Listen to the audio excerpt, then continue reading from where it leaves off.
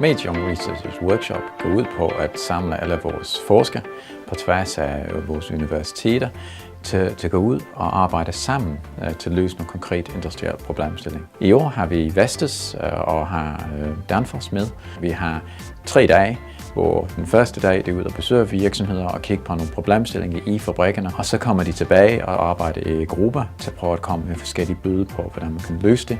Og så på den sidste dag, så skal de pitche de her løsninger til virksomheder, og ofte tager virksomheder de idéer videre og så implementerer dem, nogle gange sammen med studenter, andre gange bare alene. Den for Silkeborg-fabrikken laver vi radiatortermostater. Den klassiske termostat, som alle folk kender, der sidder på en radiator. Vi har taget en meget simpel case, men meget relevant for os, det er, at vi håndterer rigtig mange kasser. Vi har 30 støbemaskiner, som står alle 5 skift om ugen og producerer plastemner, og de kommer alle sammen over i papkasser, og det genererer så omkring 130.000 kasser om året, vi skal håndtere. Der er jo rigtig meget i forhold til operatørens arbejdsmiljø med, at vi skal håndtere kasserne, og det tager tid.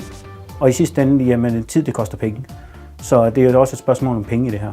My name is Tiare Feuchner. I am a postdoc at Aarhus University and I'm involved in the Mage Digital Assistance Project. So I was assigned to Vestas. We got the topic of pop-up facilities and it's a really interesting project because it touches on so many different challenges from basically finding a location where they have to create a new pop-up facility, finding the labor, the workers that have to work there, getting all the equipment there, getting all of that away again once the facility needs to be shut down. So it's very complex. That's really many things to regard in that. I've been working in a group of 6 people with very diverse backgrounds.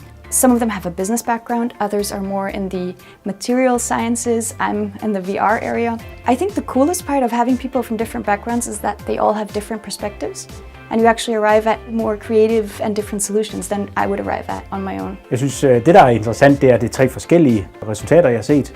Men kendetegn ved dem alle sammen, det er, at de har alligevel taget noget, hvor man kan sige, det er lavt hængende frugter. Der er ting, som vi i hvert fald ikke selv har tænkt over. Og selvfølgelig er der også nogle lidt vildere ting, hvor vi snakker EGV-systemer, og hvordan kunne vi gøre det i fremtiden. Men helt sikkert, så skal vi hjem og have nærstuderet noget af det her, fordi jeg tror helt sikkert, der er noget, vi skal hjem og have implementeret med det samme.